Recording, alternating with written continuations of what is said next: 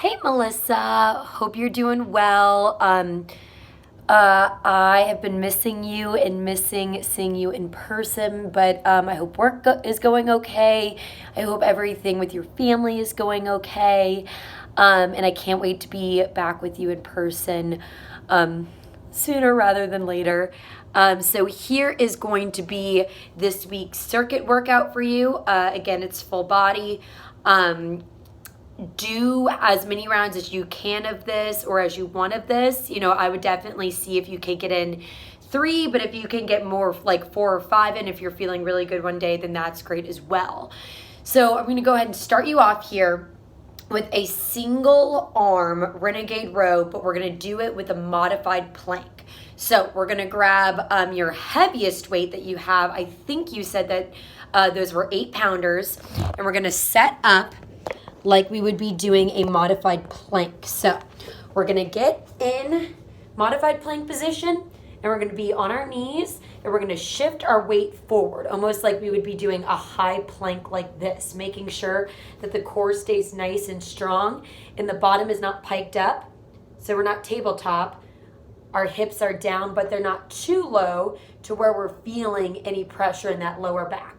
Nice and even here. We're going to take our dumbbell on one side, and we're going to hold ourselves up with our other hand, and we're doing those rows up to our chest.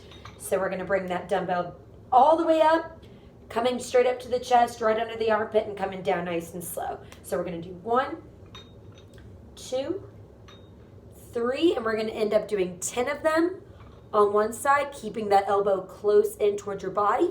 And then we're going to go right in to the other arm and do those rows, those renegade rows with the other side. So we'll go ahead and do 10 on this side too. Keeping that arm close in towards your body, bringing that elbow back. Weight ends up right under that armpit. So after we do those, we're gonna go into some calf raises with a dumbbell above your head. So this is going to be for balance. It's going to be for our calves. It's going to increase our heart rate by taking a weight and placing it above our head. We're going to take our 2 8-pounders, and we are going to bring those up above our head.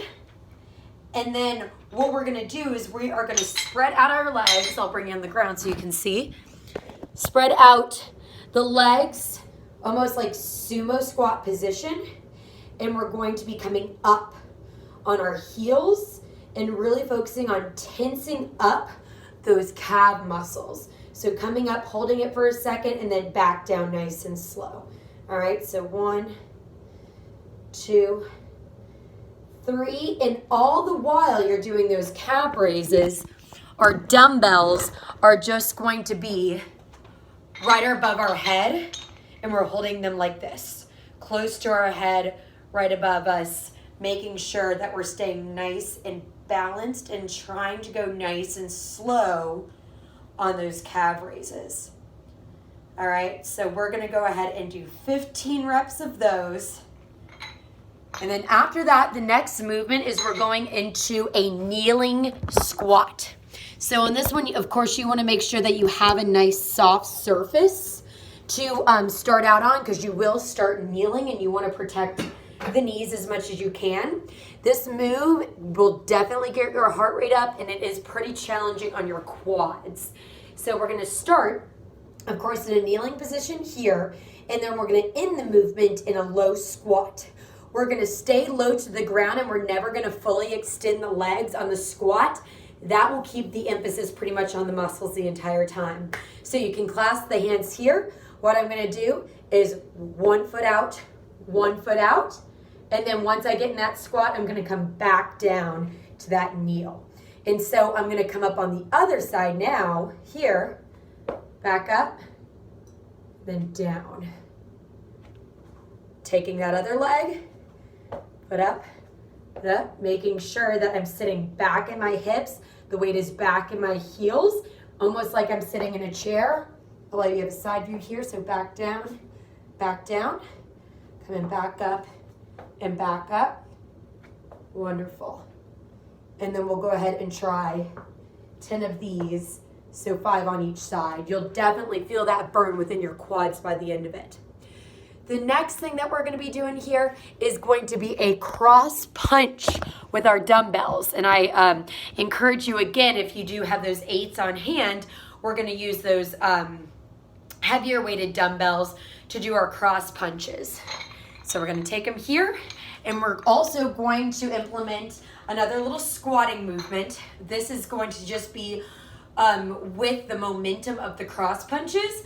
So we're going to alternate, bringing the arms up. So what we're going to do is we're going to squat, punch up, squat, punch the other side.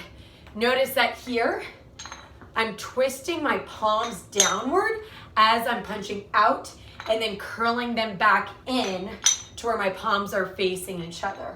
And then I have that squat to help me move from side to side in between and transition these punches. Again, definitely gonna get that heart rate up a little bit.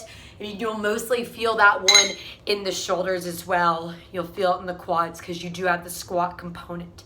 So what we'll go ahead and do is 20 total there, so 10 on each side. So 1 squat, 2 squat, 3 squat, and so on. 20 punches total. And then we are gonna finish up the circuit with some mountain climbers. So what we're gonna do here though, is we are gonna go in to a high plank position, and we are gonna be doing opposite knee to opposite elbow. So a little bit of a different kind of mountain climber here. So coming up, making sure we have good form, opposite elbow to opposite knee, reaching towards that elbow as far as you can. Again, you don't have to touch it or anything like that, but you definitely do want them to be fairly controlled. Making sure you're breathing this entire time through them, focusing on the tension in that core. So on that one, we're gonna finish up with doing 20 of those total, so 10 on each side. So go ahead and give these a try, Melissa. I hope it works out well for you. Let me know if you have any questions or concerns and how it goes. Again, I hope you're doing well and staying moving, and the dogs and everything are doing okay. And I can't wait to see and talk to you soon. Have a good one. Bye-bye.